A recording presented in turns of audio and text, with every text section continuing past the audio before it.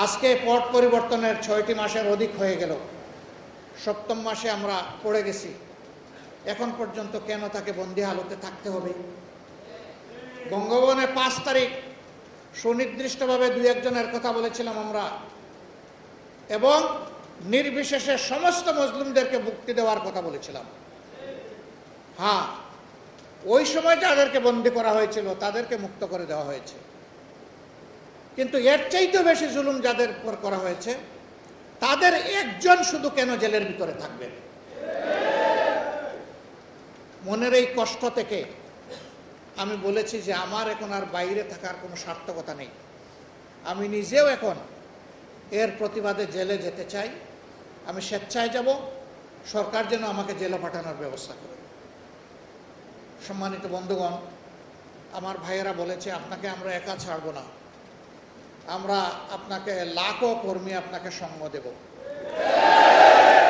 আমি আমার ভাইদের কাছে কৃতজ্ঞ, কিন্তু আমি বলতে চাই লাখও লাগবে না, আমি একাই যাব ইনশাআল্লাহ। কারণ এই জমিনকে ঠিক করার জন্য আমার সহকর্মীদেরকে বাইরে থাকতে হবে। সবাই ভিতরে গেলে এই জমিনের জঞ্জাল পরিষ্কার করবে কে?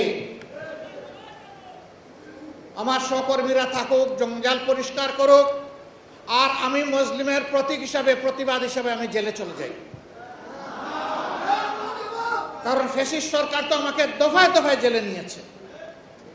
আমাকে আগের দিন নিচে পরের দিন ছেড়েছে এমন কোনো ইতিহাস নেই। আজ বন্দি করেছে 2 মাসের, 1 মাসের মাথায় ছেড়ে দিয়েছে এমন কোনো ইতিহাস নেই। আমাকে দীর্ঘ সময় জেলে রেখে পরীক্ষা নিরীক্ষা করেছে। ফ্যাসিস্ট আমলে আমি জেলে গিয়েছি, সেই অভিজ্ঞতা আমার আছে। এখন এই দুনিয়াবাসী, দেশবাসীর সাক্ষী থাকুক, ফ্যাসিজমের বিদায় নেওয়ার পরেও সেই একই ব্যক্তি আবার জেলে যাচ্ছে। আমরা রাষ্ট্রে কোনো বিশৃঙ্খলা সৃষ্টি করতে চাই না, কিন্তু আমাদের সাথে কেউ যদি খেলেন তাহলে আমরা কারো দাবার ঘুঁটি হব না।